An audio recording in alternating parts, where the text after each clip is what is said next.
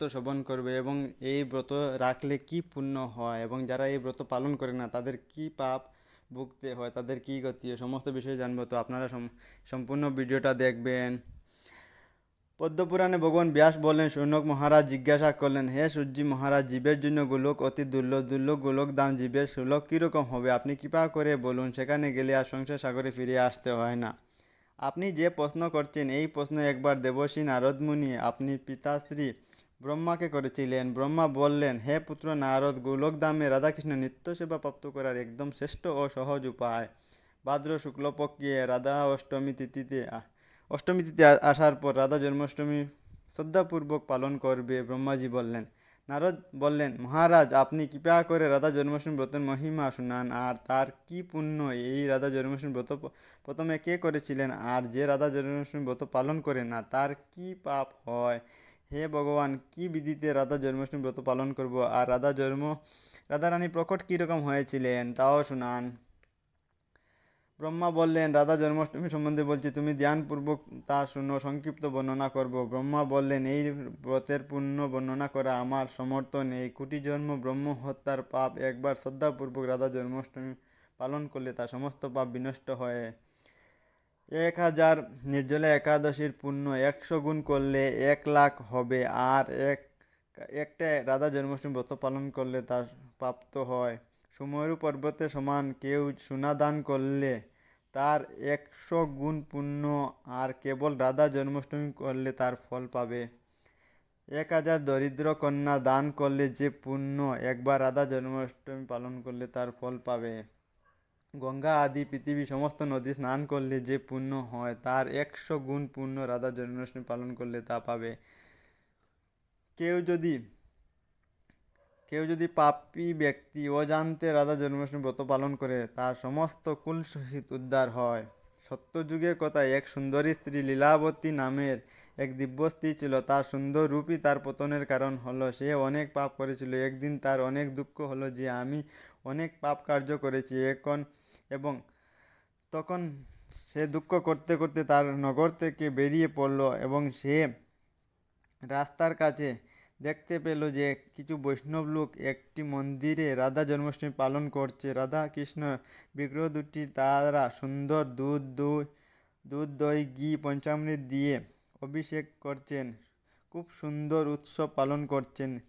লীলাবতী চকিত হয়ে দেখলেন কিছু বৈষ্ণব নাচ গান বাদন করছিল এবং বিগ্রহের সামনে মিষ্টান্ন ভোগ ফল মূল ধূপ দ্বীপ সুন্দর সাজানো মন্দিরে আনন্দে পরিপূর্ণ ছিল। কিন্তু বৈষ্ণব স্তুতি প্রার্থনা করছিল। তখন আনন্দে চিত্তে লীলাবতী সেখানে গিয়ে জিজ্ঞাসা করলেন, আপনারা এখানে কি করছেন, আমাকে বলুন। তখন বৈষ্ণবগণ বললেন, হে দেবী, ভাদ্র শুক্লপক্ষে অষ্টমী তিথিতে শ্রী রাধারানী জন্ম হয়েছিলেন। এই জন্য অত্যন্ত আনন্দপূর্বক আমরা রাধা জন্মাষ্টমী তিথি পালন করছি। হে দেবী, কেউ জেনে শুনে বা অজান্ত গোবধ পাপ, চুরি, পরস্ত্রীগমন, গুরুপত্নীগমন, বিশ্বাসঘাতক, স্ত্রী হত্যা, এই সমস্ত পাপ যদি করে থাকে, তার একবার রাধা জন্মাষ্টমী ব্রত পালন করলে তার সমস্ত পাপ থেকে মুক্তি হয় এবং সে গোলক বৃন্দাবন প্রাপ্ত করতে পারে। তখন সেই স্ত্রী নিজের পাপের কথা চিন্তা করতে লাগলেন, কাঁদতে শুরু করলেন আর বলেন, আমি তো অনেক পাপ কার্য করেছি, আবার আমার উপর কৃপা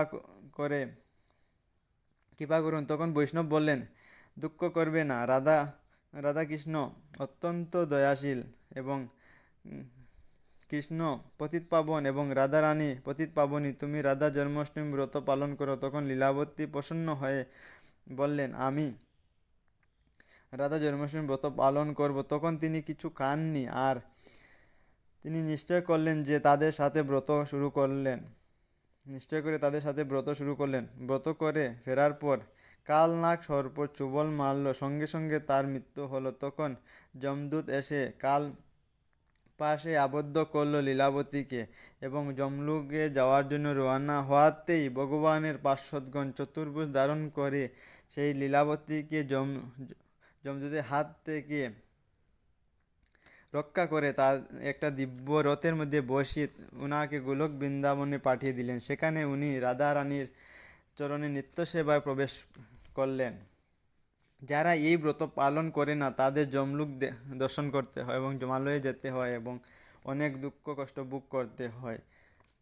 যারা এই ব্রত শ্রবণ করবে তাদের সমস্ত পাপ থেকে মুক্তি লাভ হয়। তো আপনারা সবাই রাধা জন্মাষ্টমী পালন করবেন।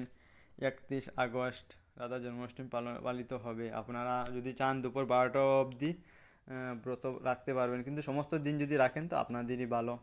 তারপর পরের দিন আছে রাধা জন্মাষ্টমীর নিয়ম আছে, আপনি যদি পরের পুরা দিন আপনি রাধা জন্মাষ্টমী পালন করেন, পরের দিন পারায়ণ করতে পারেন একাদশীর মতো। 9:30টার ভিতরে আপনারা পারায়ণ করতে পারবেন, সাধু সন্ত বৈষ্ণবদেরকে পূজন করিয়ে পালন করতে নির্জলা রাখতে পারবেন বা জলাহার করে রাখতে পারবেন। এটা আপনাদের উপর নির্ভর করবে কীরকম রাখবেন। জয় শ্রীকৃষ্ণ, রাধে রাধে।